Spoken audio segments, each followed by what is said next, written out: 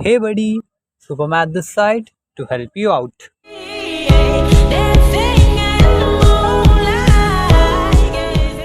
जिसका नाम है प्रोबेबिलिटी चैप्टर 14 इंट्रोडक्शन कर लेंगे।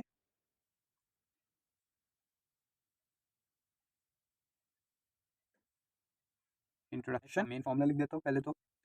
प्रोबेबिलिटी जिसे हम पीई से भी डिफाइन करते हैं, मतलब प्रोबेबिलिटी ऑफ एन इवेंट क्या होता है? ये होता है number of favourable experiments outcomes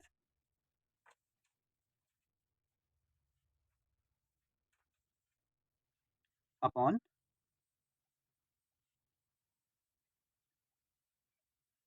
total number of outcomes. तो ये आपका प्रोबेबिलिटी का बेसिक फॉर्मूला हो जाता है। इसे हम करेंगे बॉक्स में डालेंगे, क्योंकि यही आपका मोस्ट इंपॉर्टेंट फॉर्मूला, पूरा चैप्टर इसी से चलेगा। और प्रोबेबिलिटी शुरू करने से पहले थोड़ी बहुत चीज़ें पता होनी चाहिए, थोड़े बहुत टर्म्स पता होने चाहिए, जिसमें से सबसे पहला टर्म है आपके पास रैंडम एक्सपेरिमेंट। अब रैंडम एक्सपेरिमेंट क्या हो गया? रैंडम एक्सपेरिमेंट, ये मैं इधर लिख देता हूँ रफ शीट में, रैंडम एक्सपेरिमेंट।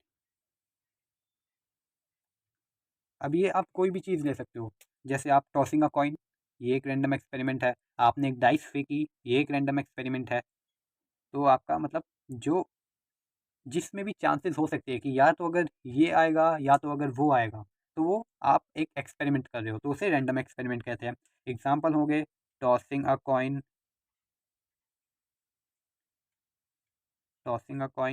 और थ्रोइंग अ डाइस, थ्रोइंग अ डाइस। और इसके अलावा पहला तो आपका रैंडम एक्सपेरिमेंट हो गया इंपॉर्टेंट। दूसरा हो गया आपका एलिमेंट्री इवेंट, एलिमेंट्री इवेंट। तो अब ये जो है ना, ये आउटकम्स बताता है। जैसे टॉसिंग अ कॉइन में आपके पास क्या आएगा? या तो हेड आएगा या तो एक टेल आएगा, है ना? दो ही आउटकम्स है ना आपके पास। ये अगर आपके पास एक कॉइन है, तो या तो इसके इस तरफ टेल होगा और उस तरफ हेड होगा, है ना? तो ये दो आउटकम्स है आपके पास, इसके अलावा और कोई आउटकम्स नहीं है। तो यही है एलिमेंट्री इवेंट। अगर ये आपका कुछ भी हो सकता है।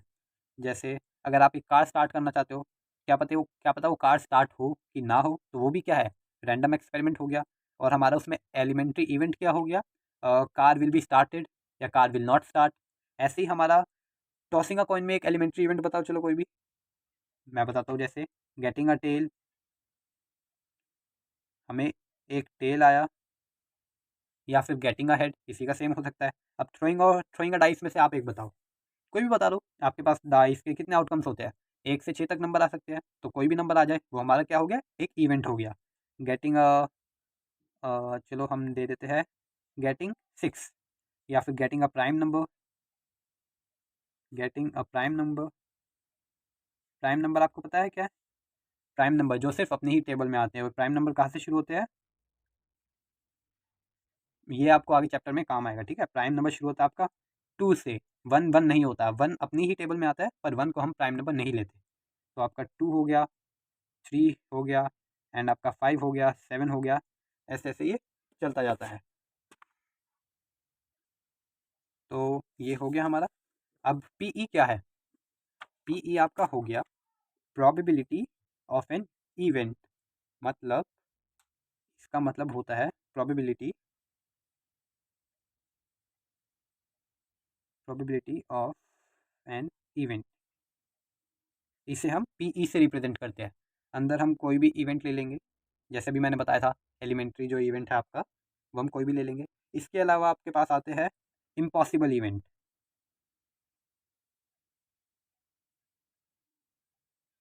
इम्पॉसिबल इवेंट ये क्या होते हैं? ये इवेंट वो इवेंट होते हैं जिनकी प्रोबेबिलिटी ज़ीरो होती है, जिनकी प्रोबेबिलिटी ज़ीरो होती है। आपको ये याद रखना है, ये मेन चीज़ है। जैसे इसका एग्जांपल दूँ अगर मैं, तो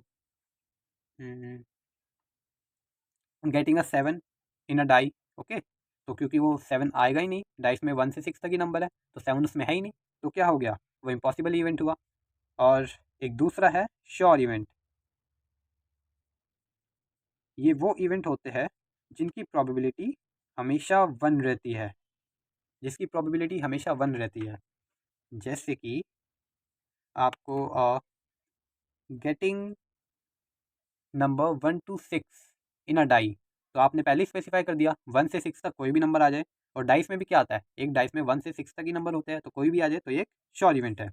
और इसके अलावा मैं आपको, ये तो आपको जैसे पता लग गया प्रोबेबिलिटी ऑफ एन इवेंट, और आपको इसका मतलब पता है पी बार, ई के ऊपर बार, इसका मतलब होता है ये जो ई बार है ना, नॉट ई कहते हैं इसे, प्रोबेबिलिटी ऑफ नॉट ई। इसे मैं ऐसे समझाता हूँ, जैसे ये एक,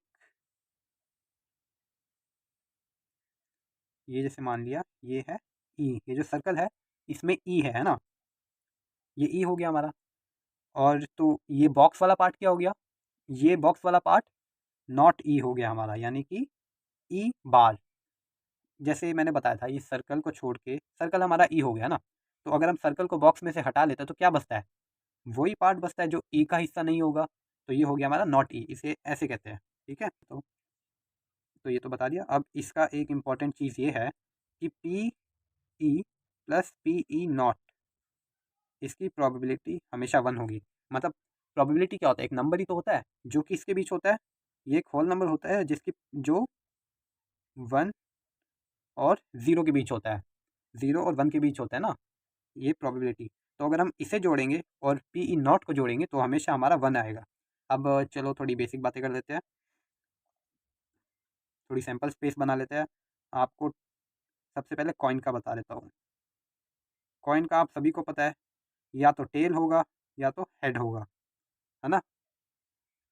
और अगर 2 कॉइन्स हो तो 2 कॉइन के लिए आपका रहेगा, ऐसे बनाओ आप, पहले सबसे पहले अगर इससे है ना, कॉइन के लिए हम आउटकम्स देखते कि कितने आउटकम्स होंगे, तो उससे कैलकुलेट करने के लिए हमें ये सिखाया था 2 की पावर n। कॉइन में कितने फेस होते हैं, अभी मैंने आपको बताया, कॉइन में हमारे 2 फेस होते हैं, एक इस तरफ और एक बैक साइड, तो वो 2 फेस हो गए, तो यहाँ पर लिखा हमने 2। और ये जो n है ना, ये बताता है कि हमें कितने बार उस, मतलब कितने हमने कॉइन यूज़ किए हैं, नंबर ऑफ कॉइन यूज्ड। या तो एक कॉइन को कितनी बार उछाला है, दोनों एक ही बात रहती है, ठीक है। या तो कितने नंबर ऑफ कॉइन यूज़ किया, या तो उसी कॉइन को हमने 3-4 बार उछाल लिया, तो वो ये नंबर ऑफ कॉइन्स कहता है।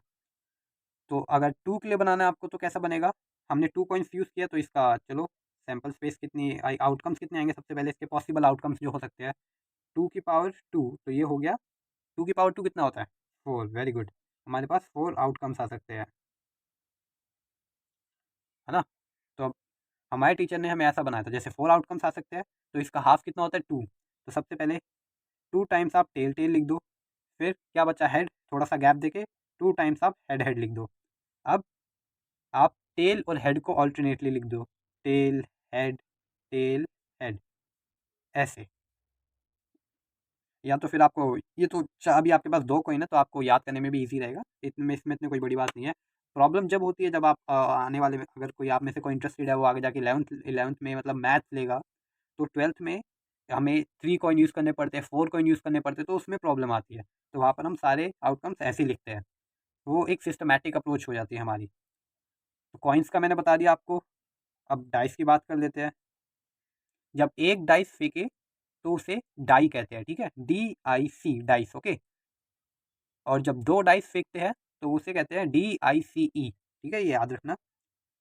1 हमेशा हम डाई कहेंगे, ठीक है, DIC।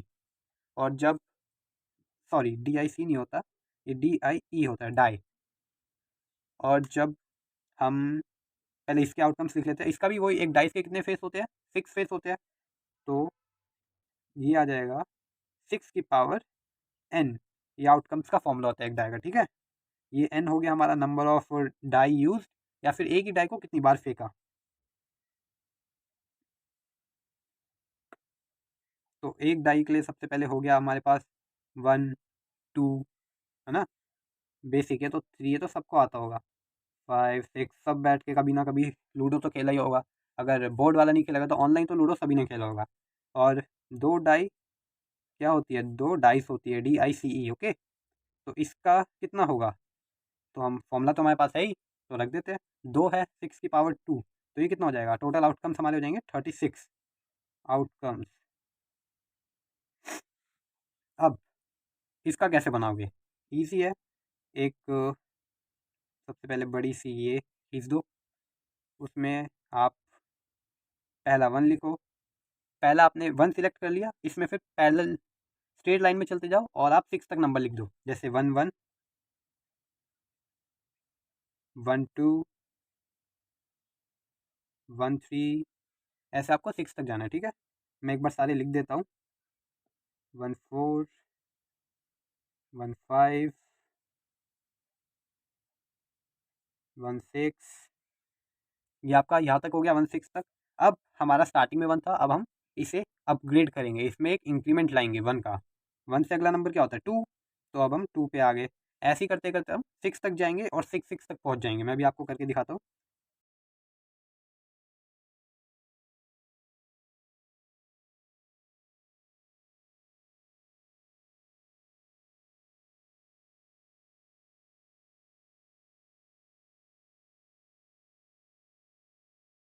तो ये हो गए हमारे सारे आउटकम्स। हमने 1 1 से लिखा, स्ट्रेट गए 1 6 तक, फिर हम अगले आए 2 से 2 6 तक गए, 3 पे आए 3 6 तक गए, 4 से 4 6 तक, 5 1 से 5 6 तक, और 6 1 से 6 6 तक। बस इसमें यही करना है। तो अब एक चीज़ और समझ लो, ये मैं आपको मेरे नोट्स में से समझा देता हूँ, थोड़ा ध्यान से देख लेना, ये आपके लिए इम्पोर्टेंट है। तो देखिए, आपने, चलो आपने अगर खेला नहीं खेला इसका तो मुझे पता नहीं पर मैं बचपन में इनके महल बनाता था, वो नहीं होते कार्ड के, ट्रायंगल करके एक कार्ड के ऊपर एक खड़े करते हैं, तो उसे बनाने में मुझे बड़ा मज़ा आता था। तो उनके बारे में उन्हें प्लेइंग कार्ड्स कहते हैं, ठीक है। और आपकी नॉलेज में होना चाहिए कि 52 कार्ड्स होते हैं, उसमें स्पेड होता है एक, जो कि ब्लैक कलर का होता है, एक क्लब होता है जो कि ब्लैक कलर का होता है, और मतलब एक नहीं होता है, 13 कार्ड होते हैं, एक सूट इसका होता है। आपके पास 13 ही कार्ड हार्ट के होते हैं, और 13 ही कार्ड आपके पास डायमंड के होते हैं। डायमंड और हार्ट आपके रेड कलर के होते हैं। और मैं बता देता हूँ, अब हर एक 13 कार्ड्स का बना होता है, हर एक 13 कार्ड्स का बना होता है ना। तो इन एक, अब तुम बत बोलोगे कि एक इस 13 कार्ड में क्या क्या है, तो मैं बताता हूँ।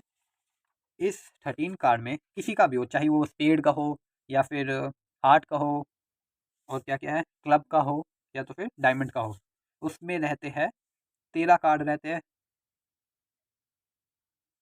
और उसमें रहता है, सबसे पहले सबसे बड़ा क्या होता था पुराना टाइम पे, राजा होता था, KING, किंग। फिर क्या होता था, उसकी क्वीन होती थी।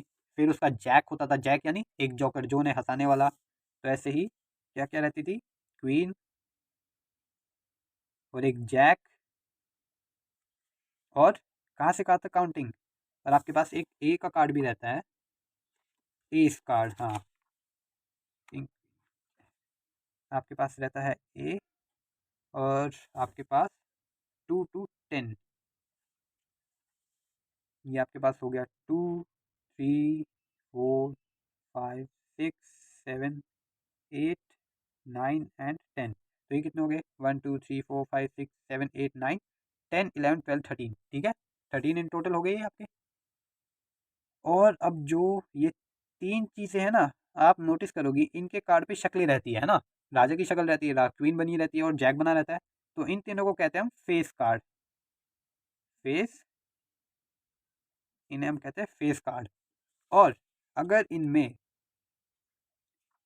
एस को भी मिला लिया जाए, अगर इस फेस कार्ड के साथ हम एस को भी मिला लेते हैं, मतलब इक्के इक्के को भी मिला लेते हैं, तो ये हो जाता है हमारा ऑनर कार्ड, समझ गए, HONOR, ऑनर कार्ड।